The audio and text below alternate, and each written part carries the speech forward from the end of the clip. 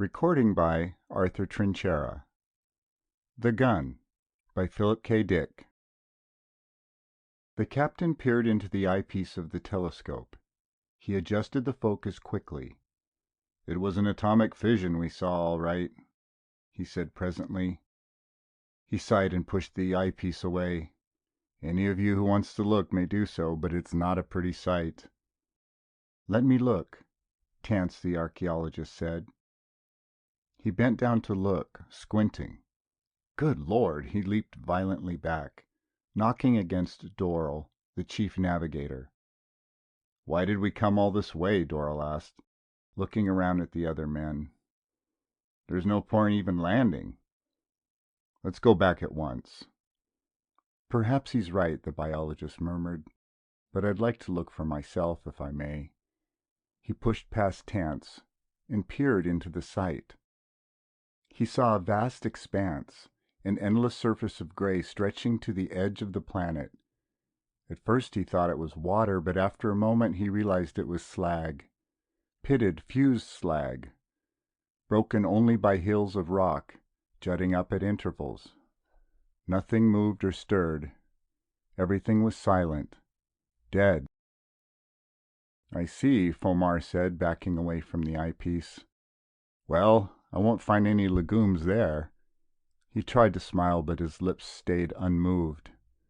He stepped away and stood by himself, staring past the others. "I wonder what the atmospheric sample will show," Tance said. "I think I can guess," the captain answered. "Most of the atmosphere is poisoned, but didn't we expect all this? I don't see why we're so surprised." "I think I can guess," the captain answered.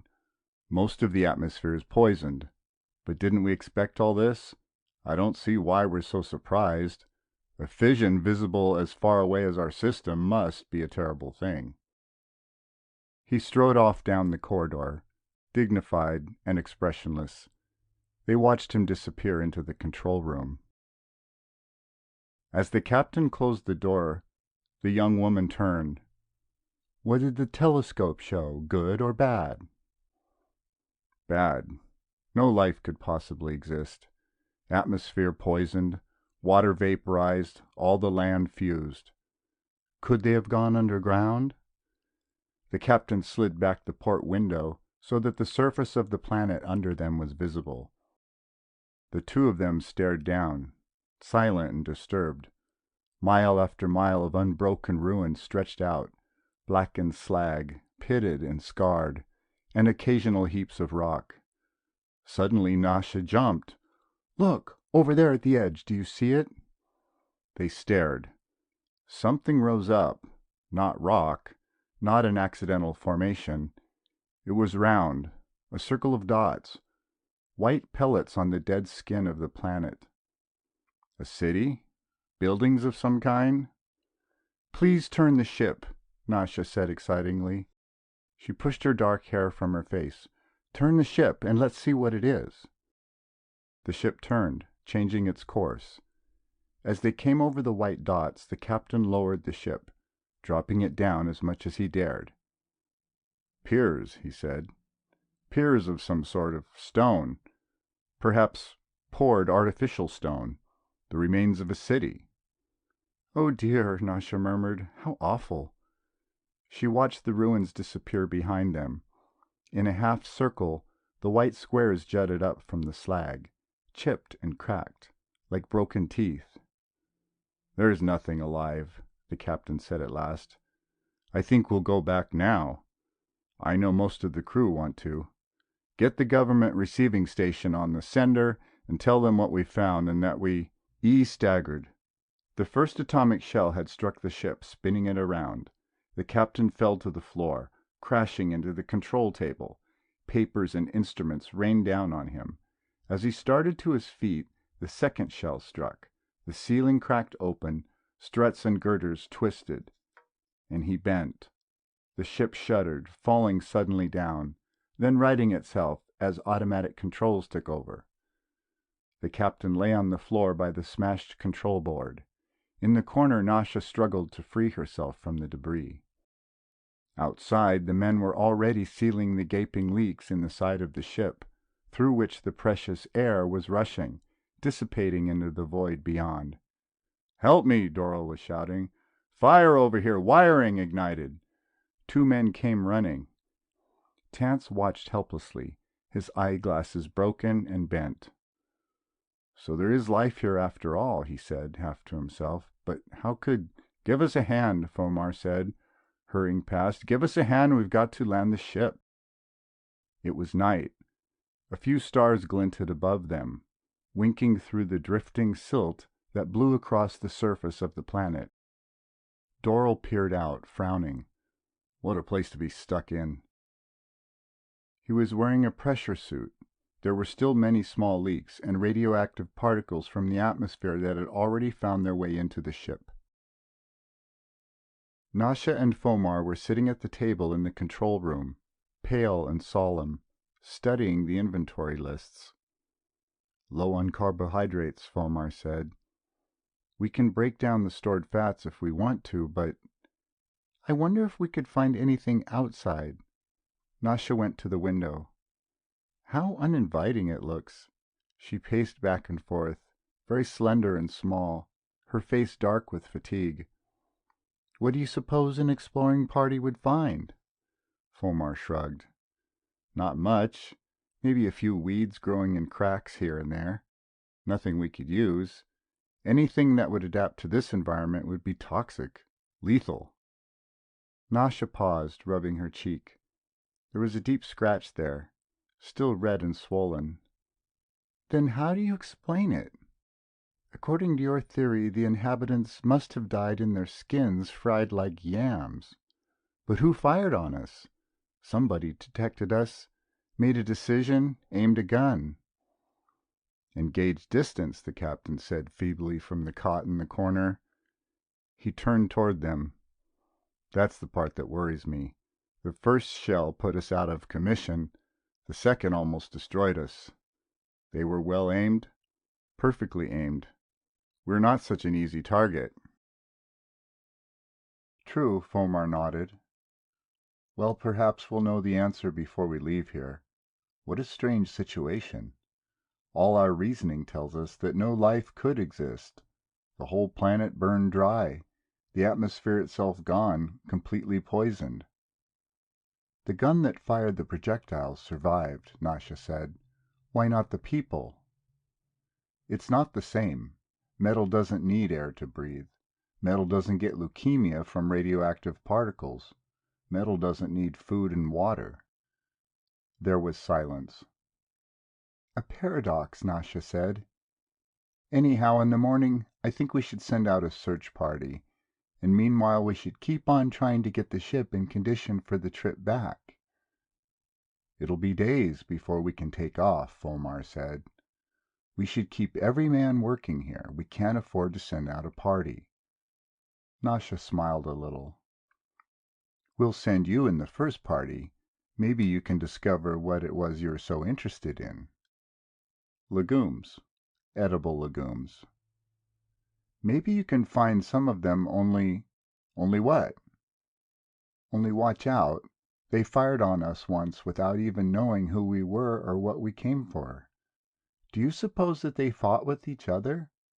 Perhaps they couldn't imagine anyone being friendly under any circumstances.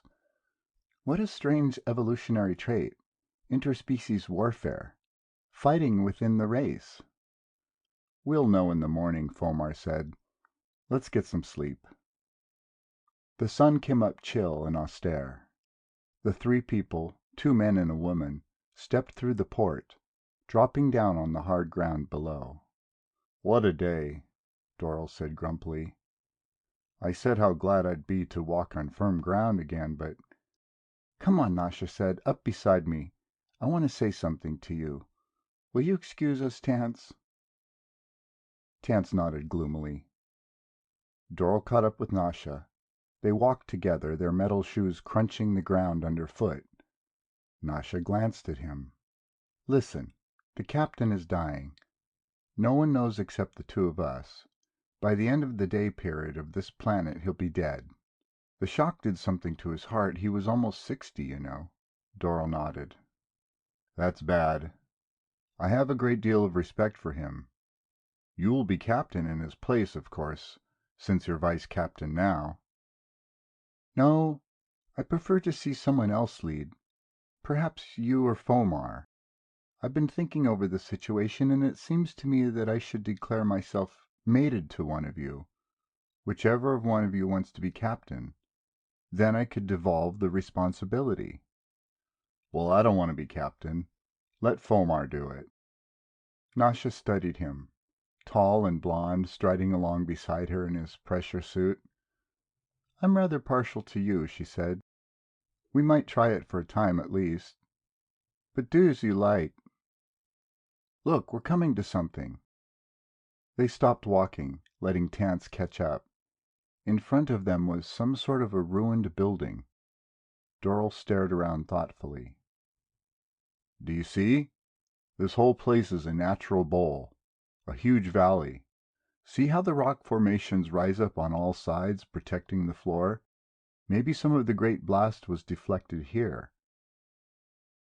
They wandered around the ruins, picking up rocks and fragments. I think this was a farm, Tance said, examining a piece of wood. This was part of a tower windmill. Really? Nasha took the stick and turned it over. Interesting. But let's go, we don't have much time. Look, Doral said suddenly. Off there, a long way off. Isn't that something? He pointed. Nasha sucked in her breath. The white stones. What? Nasha looked up at Doral. The white stones. The great broken teeth. We saw them, the captain and I, from the control room. She touched Doral's arm gently. That's where they fired from. I didn't think we had landed so close. What is it? Tance said, coming up to them. I'm almost blind without my glasses. What do you see? The city, where they fired from. Oh. All three of them stood together. Well, let's go, Tance said. There's no telling what we'll find there. Doral frowned at him. Wait, we don't know what we would be getting into. They must have patrols. They probably have seen us already, for that matter. They probably have seen the ship itself, Tance said. They probably know right now where they can find it, where they can blow it up. So what difference does it make whether we go closer or not? That's true, Nasha said. If they really want to get us, we haven't a chance. We have no armaments at all, you know that. I have a hand weapon, Doral said.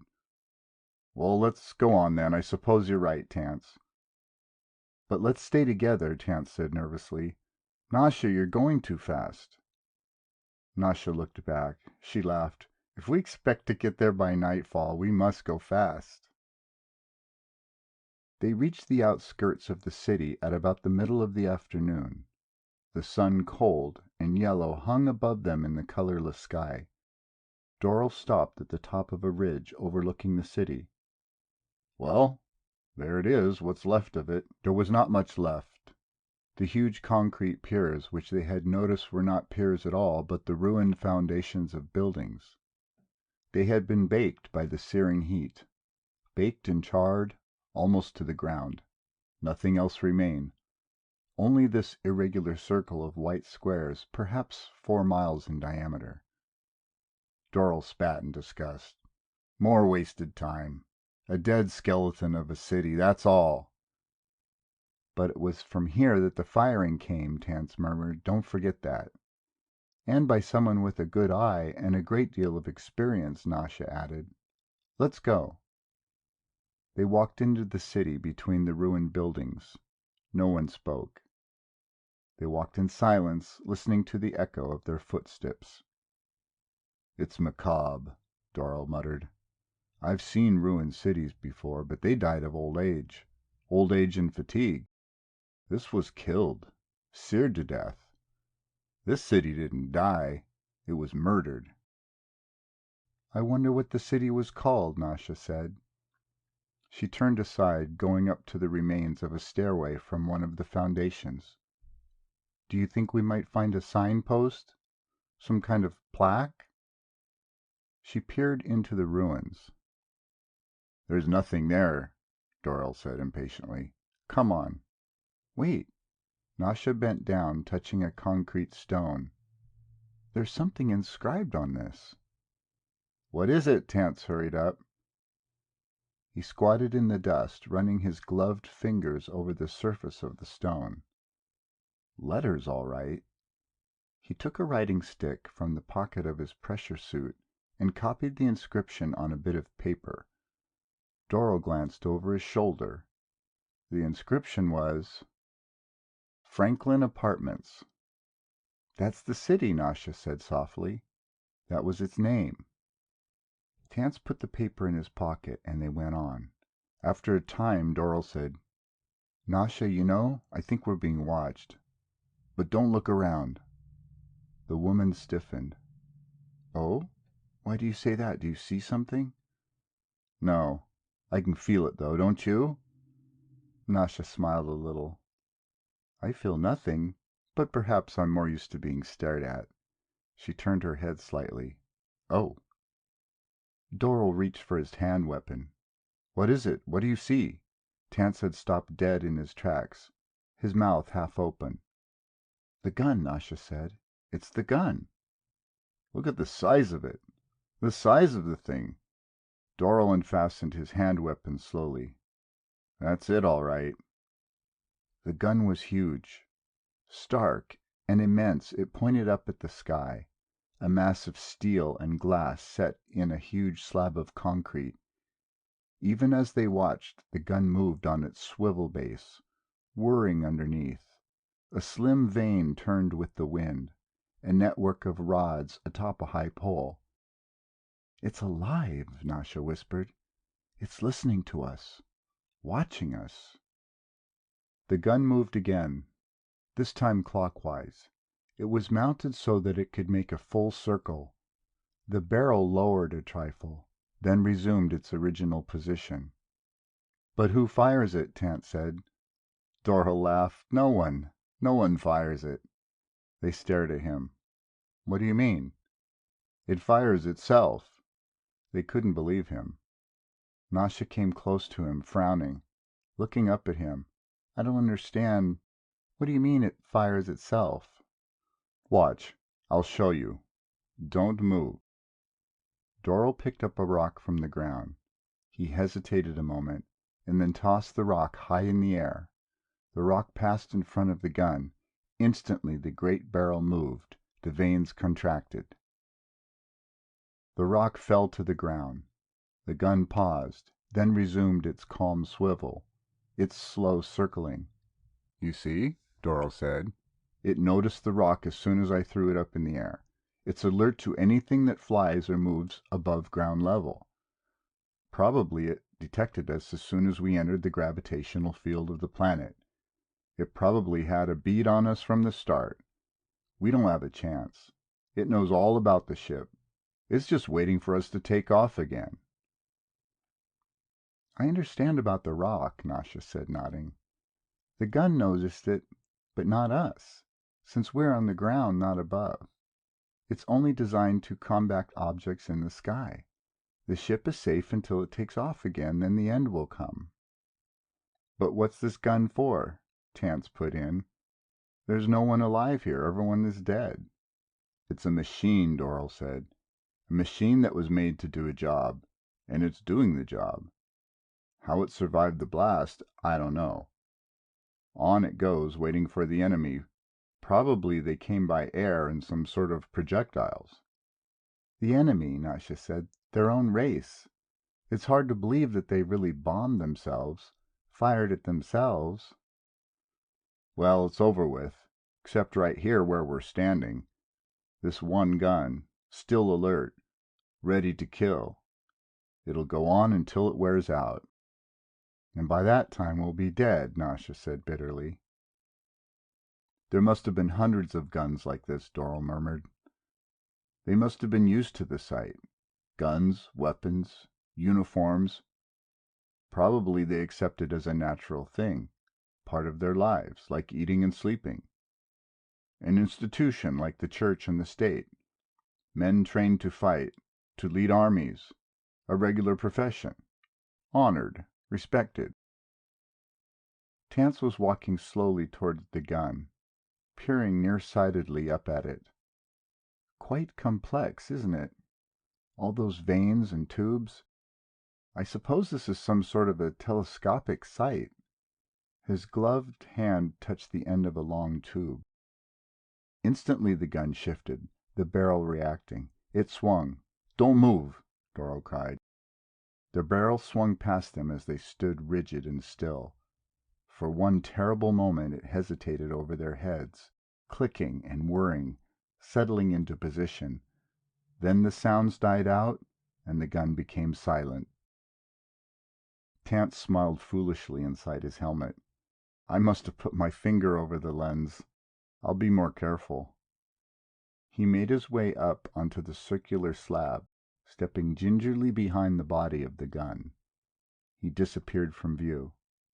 "Where did he go?" Nasha said irritably. "He'll get us all killed."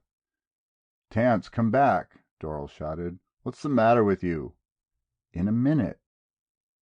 There was a long silence. At last the archaeologist appeared. "I think I've found something. Come up, I'll show you." "What is it?" "Doral, you said the gun was here to keep the enemy off. I think I know why they wanted to keep the enemy off." They were puzzled. "I think I found what the gun is supposed to guard. Come and give me a hand." "All right," Doral said abruptly. "Let's go." He seized Nasha's hand. "Come on, let's see what he's found. I thought something like this might happen when I saw the gun was—" "Like what?" Nasha pulled her hand away. "What are you talking about? You act as if you know what he's found." "I do." Doral smiled down at her. "Do you remember the legend that all races have? The myth of the buried treasure, the dragon, the serpent that watches it, guards it, keeping everyone away?" She nodded. "Well?" Doral pointed up at the gun. "That," he said, "is the dragon. Come on."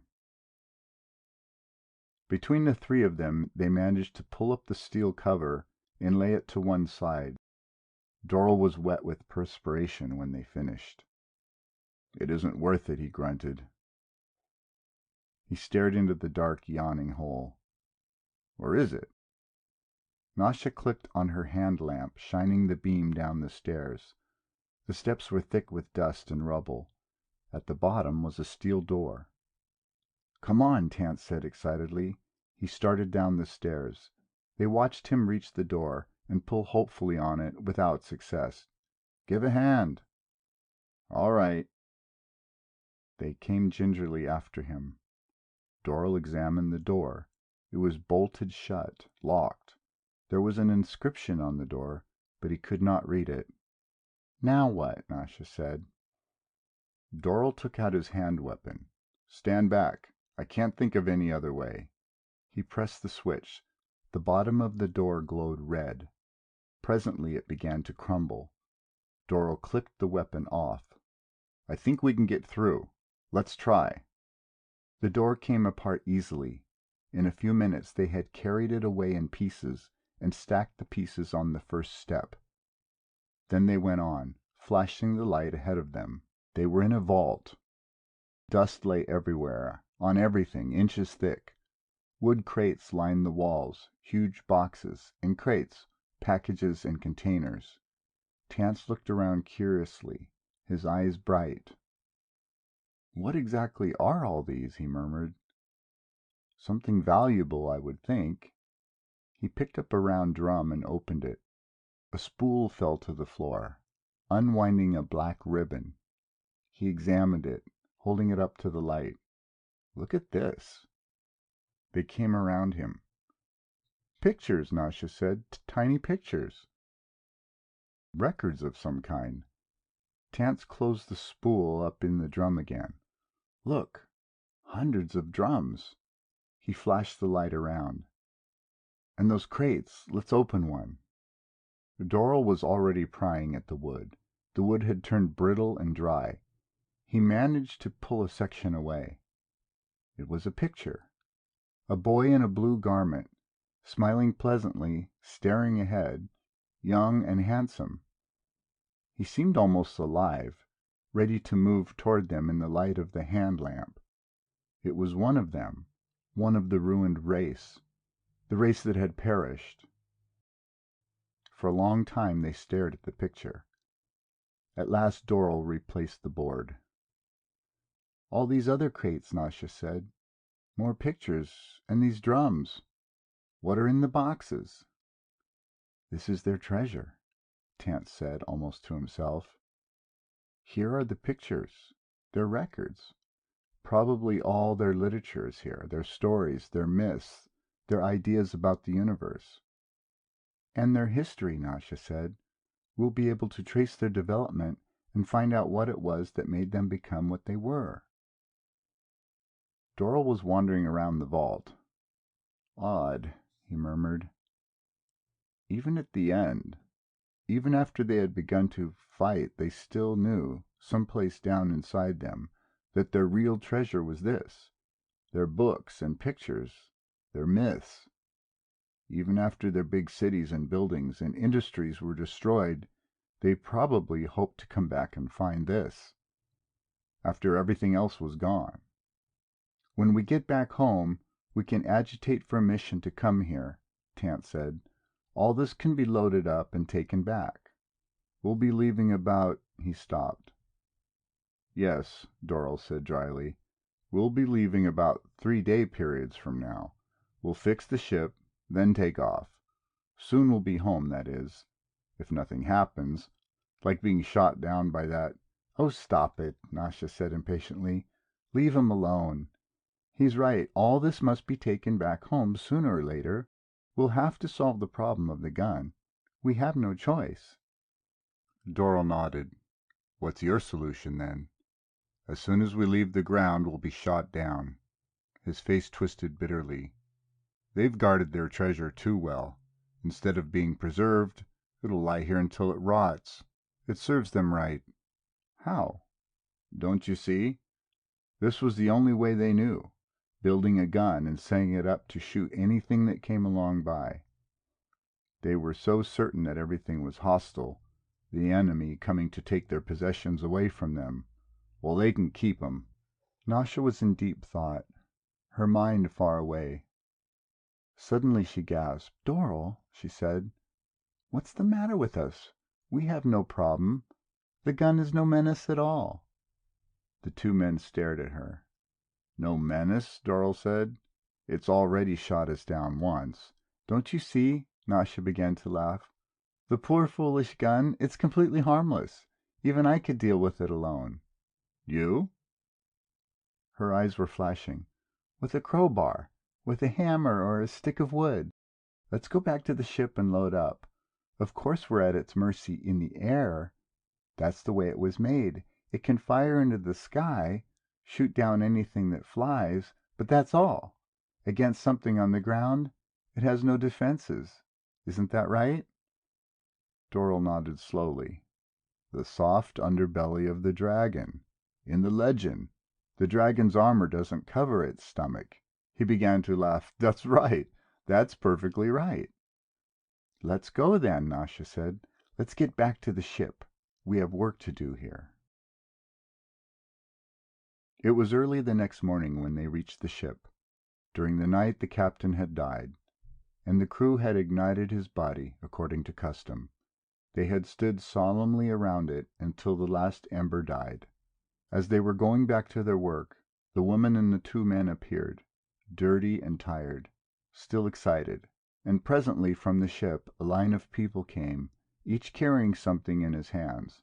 The line marched across the gray slag, the eternal expanse of fused metal.